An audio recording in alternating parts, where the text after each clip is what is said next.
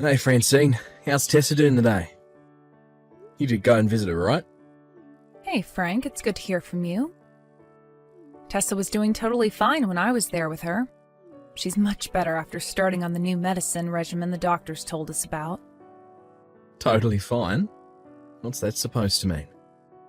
How can she be totally fine in this situation? No, well, all I mean is that she hasn't gotten any worse. Obviously, her health isn't totally fine, but she is undergoing cancer treatment, so you can hardly expect otherwise. Yeah, I know they're trying to save her life, but chemotherapy really is awful. It's tearing me up to have to see her like this every day. The new medicine they put her on made all of her hair fall out. Wow, is she upset about it? Of course she is. She's still in elementary school. And she's a girl. There's no denying it. She was pretty damn shocked and broken up about the whole thing.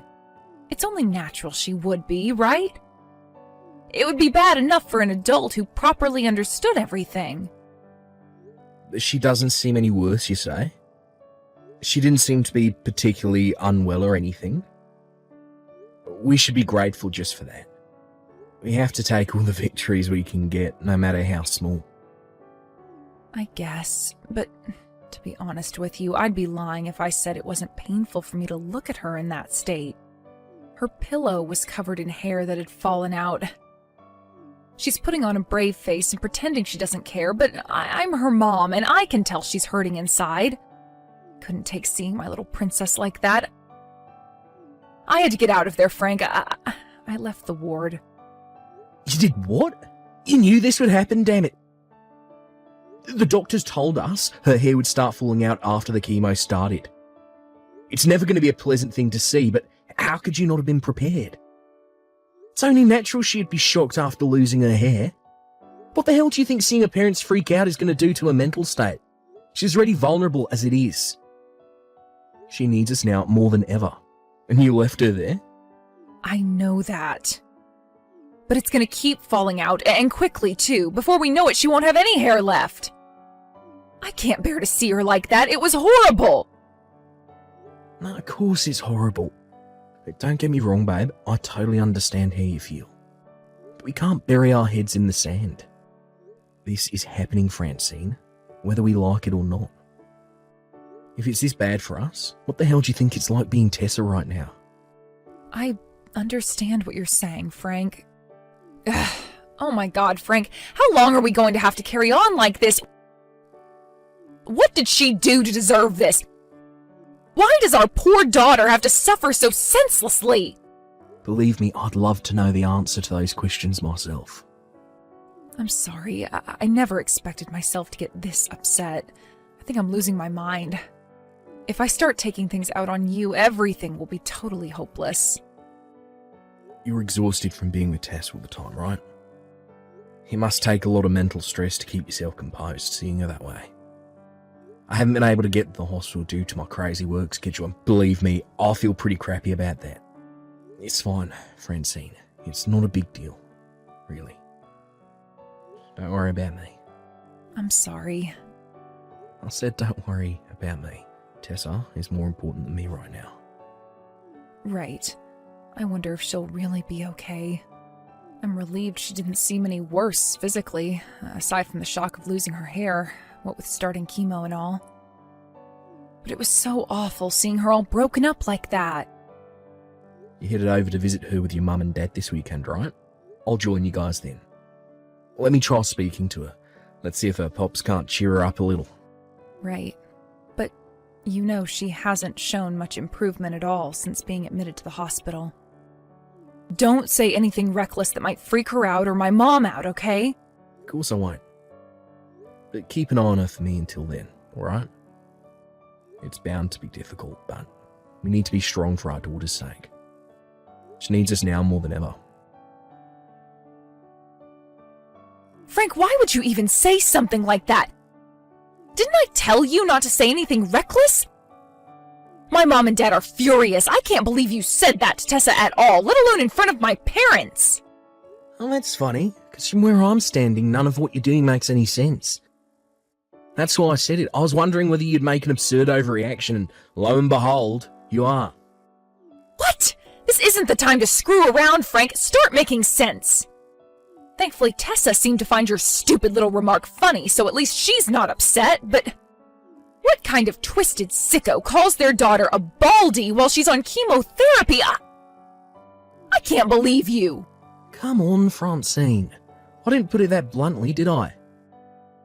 I worded it more kindly than that, and you know it. But why would you need to say that in the first place? Heh, looks like you went bald, sweetie. Oh well. And to think you laughed, too. You're sick. Who says, oh well, to their freshly bald, cancer-stricken 6-year-old? Do you understand how much your foolish little remark just hurt our poor daughter? That poor girl, she is fighting cancer, and the last thing she needs is her own dad insulting her. Poor girl. Give me a break. The only thing upsetting our daughter is your attitude. Is that the way you treat her every time you visit? If I'd have known, I'd have said something earlier. God damn, my boss keeping me at the office does this all the time. My attitude? What the hell does that mean? All we did was visit her. I don't need to be lectured on how to behave around my own daughter by the prick who just insulted her while she lay in a hospital bed. You couldn't be more tragically mistaken.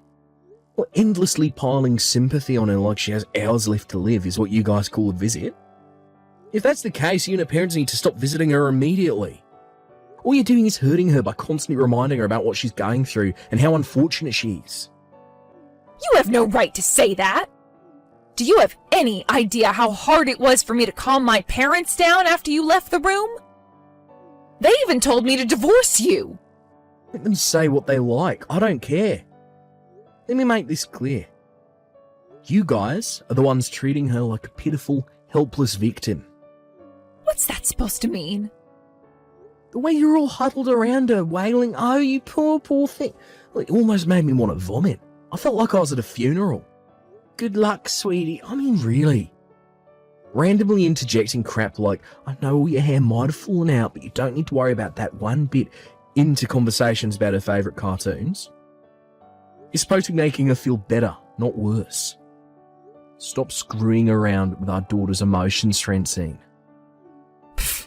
All we're trying to do is stop her being upset. Ugh, what's the point in trying to explain? An insensitive prick like you would never get it. Insensitive? That's rich coming from you. Are you completely oblivious to how much constantly reminding her she has cancer is hurting her? Why does she need you to bring up the fact she has no hair left every 5 minutes? You treat her like she's in a freaking casket already. It hurts to watch. You treat her like a hopeless victim. You act like you're already at her funeral. All you're doing is upsetting her. What are you suggesting I should say then? You've got some nerve to come at me with this crap despite you being the one who made mean comments about her hair. Mean comments? Please, did she even seem remotely upset by what I said? If anything, that's the biggest smile I've seen on her face in weeks. Do you have no idea what that means? This is pointless. I can't take it anymore. We may as well be banging our heads against a brick wall. I'll be staying at my folks' place tonight. I won't be coming home for a while. Do as you please. I don't want to see your face anyway. Hey, Pops. Did you and Mom have a fight? Hey, Tessa. What's up? What makes you think that? Well, Mom came to see me today, but she seemed way more down than usual. She looked really angry when I smiled at what you said yesterday. Ah, I see. I'm sorry, sweetie. Making you worry about me and your mum like this. It's fine, Pops. You don't have to apologize. But was it bad of me to smile? No, you didn't do anything wrong at all. Me and your mum just had a little difference of opinion. That's all.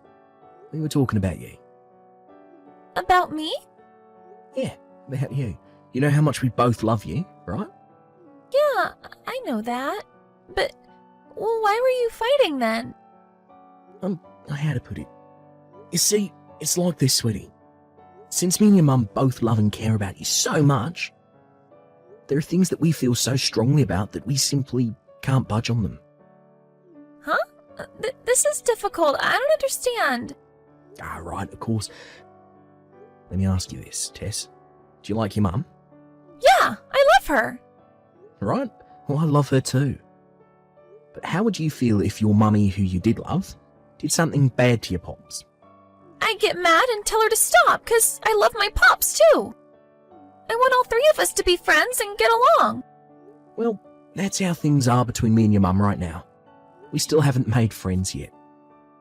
Which is why I want you to know you're not in the wrong here. When will you make friends? Right away? It'd be nice if we could make up right away. But to tell you the truth, I don't know myself either. Hey, Pops, you know when you said I was bald and laughed? I was happy. Oh, where did that come from all of a sudden? Ever since I got sick, Mom and the others have been making me feel so sad all the time. They act like I'm gonna die. I'm not helpless and I'm not gonna die. That's right, Tessa. You're not. You must hate being treated like that when you're working so hard to get better. You're the only one who doesn't treat me like some pathetic victim, Pops. That's why I'm super happy you're my Pops.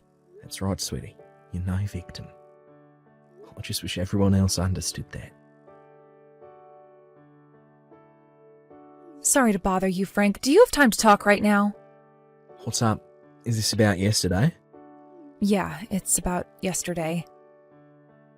I thought maybe we could try talking things over again. Look, about that, I said too much myself. I was wrong. I'm sorry. No, you don't have anything to apologize for, honey. We were the ones in the wrong after all, right? What? Are you feeling okay? Am I hallucinating? You were furious with me yesterday. This evening, I got a call from Tessa. She told me why you got so mad. I think I more or less understand it now. From Tessa? Wait, she called you about that? Really? I see. She said us fighting was really hard on her. She pretty much ordered us to make up as soon as possible. That's not all. She burst into tears. What the hell are we playing at, Frank? You're right. Us fighting over what's best for our daughter doesn't really make any sense if us fighting makes our daughter cry now, does it? Right. That's why I'm sorry. I never stopped to think about why you were angry in the first place. I just reacted. No, it was wrong of me not to explain too. I kind of just assumed you'd get why I was mad and let the anger take care of the rest. I haven't had my head on straight lately, what with everything that's going on. I guess you could say I'm quick to anger. You're well within your rights to be mad. Cut it out, Frank. That's my line. I was so intent on things being the way I thought they should be, I never stopped to think about what Tessa herself thought about the way I was treating her, or how she felt about her current situation. I just decided what was best for her by myself based on nothing but assumptions. I realized I clearly wasn't doing her any favors the moment she burst into tears. Go easy on yourself, babe. It's not like I'm saying everything you did was wrong. It's just that Tessa's fighting this thing with every last fibre of her being. She's like a little super soldier. And the thought of her bravery being reduced to nothing or minimised by being treated like a helpless victim was tearing me up inside. Yeah, you're right. I see that now. I was closest to her, and I should have known more than anyone how hard she was fighting, but in spite of that, I didn't. How did I not notice, Frank? God, I've been such an idiot! We both had our hands full, Francine. Don't talk about yourself that way, please. It hurts me to see. Things haven't been easy lately, alright? It's only natural we might act a little crazy sometimes under all this stress. She got hospitalised out of nowhere after all. One day she was going to school like usual, and the next she was in a hospital bed on an IV trip being told she had to undergo aggressive life-changing therapy. All I could ask myself was why her? I think obsessing over that so much made it hard for me to see things straight. You know our Tessa. She told me she enjoys every single day, even now. Can you believe that? Things should be harder for her than anyone, and yet somehow she's stronger than the both of us put together. She said she was super happy about everyone visiting her together, you know. Me, you, and your parents. And that's not all of it. This one's really going to shock you. She even said she actually enjoys studying. Apparently she works on her textbooks and printouts from school every day in the hospital ward. She told me all about how when she gets out of hospital, she wants to try out a bunch of new things at school. Volleyball club, piano lessons, fencing. I could barely keep up as she listed off all her new goals. She said she gets excited just thinking about it. I had no idea she had all these plans for the future. No, it's not that I didn't know. Maybe I just didn't try to find out. It's just like I said, right? I wasn't seeing things straight, and neither were you. There's no need to go beating yourself up over it.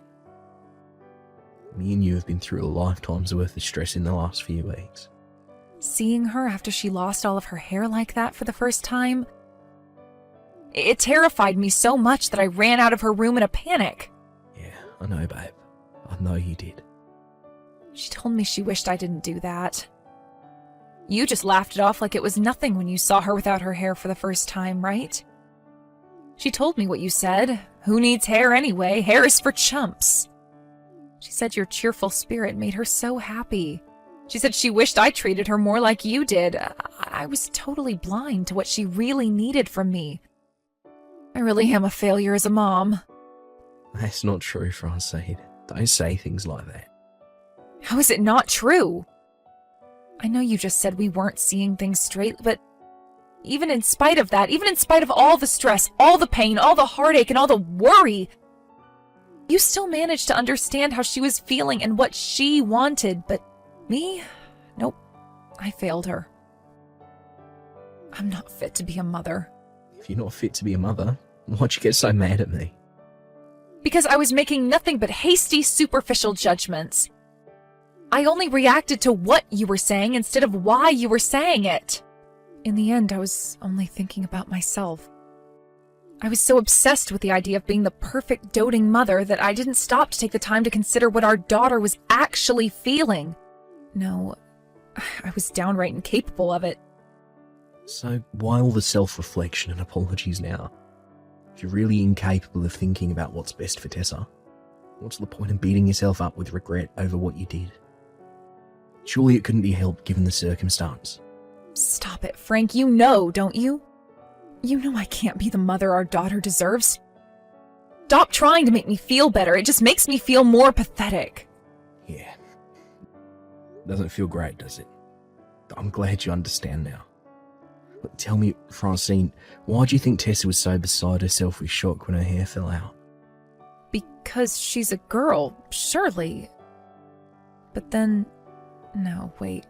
I guess it must have been pretty damn shocking to see me, her own mom, dart out of the hospital room like a bolt of lightning when I saw how different she looked. It was wrong of me to do that, wasn't it? She said she was upset because she couldn't have the same hairstyle as her mum anymore. It was a shock to her. It made her feel down. Wait, what? She was shocked because she loves you, Francine. She loved having the same hairstyle as you. She was sad and down in the dumps because she couldn't anymore after losing her hair. Do you really think someone who says things like that could possibly hate you? Wow, she said that? Our Tessa said that? Yeah, sure she did. I just said so, right?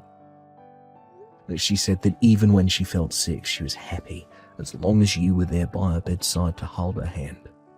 She was so grateful for how you made sure you were always there for her all the time, day in, day out, no matter what. But I was only there by her bedside. It's not like I really even did anything. I didn't even notice how she was feeling, damn it! Even just being by her side at such a difficult time is an amazing thing in and of itself, Francine. No matter how bad her symptoms got, no matter how much you wanted to bolt out of that door and never look back, you didn't. And you stayed by her side the whole time. Only a mother's capable of that. But is this really what's best for her? Someone like me being her mom? Who else is there aside from you? Let me make something. If you talk like this around our girl, she'll burst into tears on you again. She hates the thought of her mum not being around. Right. Frank, thank you. I am Tessa's mother. Of course you are. And we're both going to carry on being there for her, forever and ever. We're going to be there for her so much, she'll get frickin' bored of us. Because the three of us are a family. Me, you, and Tessa. After that, me and Francine successfully kissed and made up, just like our amazing daughter wanted. For Francine, the realisation that she'd been blind to how our daughter was feeling for a while tore her up with regret. But once she noticed just how much Tessa loves her, she became more positive and optimistic about the future.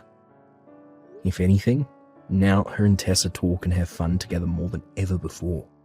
They get along so well that anyone would think they were best friends, rather than mum and daughter. What's more, Francine's mum and dad came over to apologise to me after they realised what I really meant by what I said that day. But just like me and Francine, they were so stressed out by everything that was going on that they reacted emotionally, instead of stopping to think what I actually meant. Now there's nothing but good vibes between me and the in-laws. Not many people can say that, right? After the events of today's story, me, Francine and Tessa carried on fighting the cancer together for another 2 years. Our strengths as a family must be paying off because her symptoms are finally starting to subside. She finally just got the go-ahead to return to school on the condition that she takes it easy and sits out a gym class for a while. Needless to say, our house is filled with nothing but smiles these days because things are finally starting to look up. There's hope on the horizon, and I am loving it. Don't get me wrong, she's not out of the woods yet, and there's still a small chance her symptoms could return. But one thing's for sure, me and her mum are working hard to give her everything she needs, and I'm praying with everything I've got for that smile never to disappear from her face.